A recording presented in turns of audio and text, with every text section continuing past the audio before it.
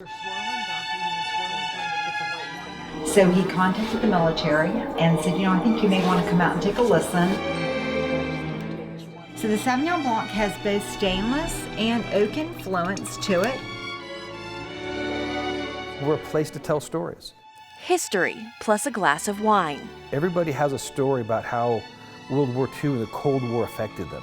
And over that wine, Chris Piermond, managing partner at Vint Craft Winery in Warrenton, Virginia, has learned some stories and some secrets.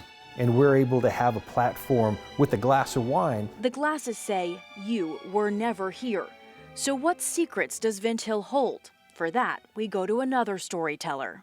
What Vint Hill used to be is a top secret signals intelligence base. Jason Hall It's one of the 4 best places in the world to listen to radio signals.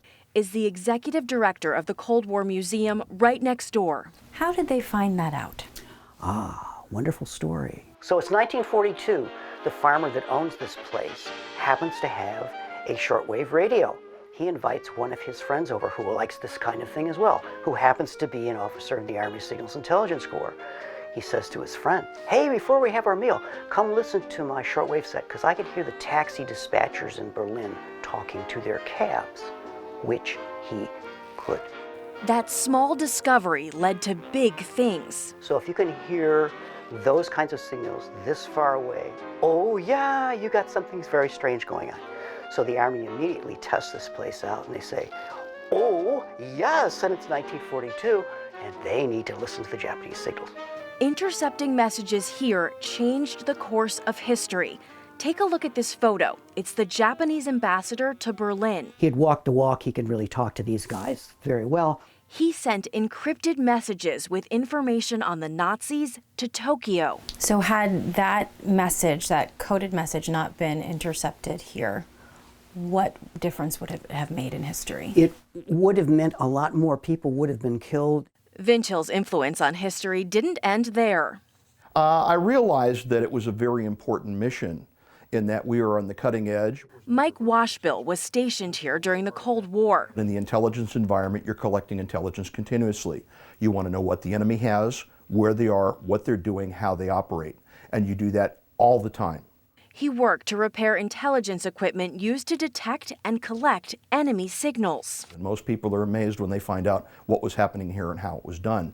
As someone who served here, what is it like for you to see what this place has become? It's different to see the barracks and facilities that I lived in and what they've become. They're really sort of abandoned there. But looking at these facilities that were used as maintenance and development warehouses or the research and development labs now being used for commercial purposes, it's interesting. Interesting because pinups that graced wartime aircraft back in the day are now featured on wine bottles.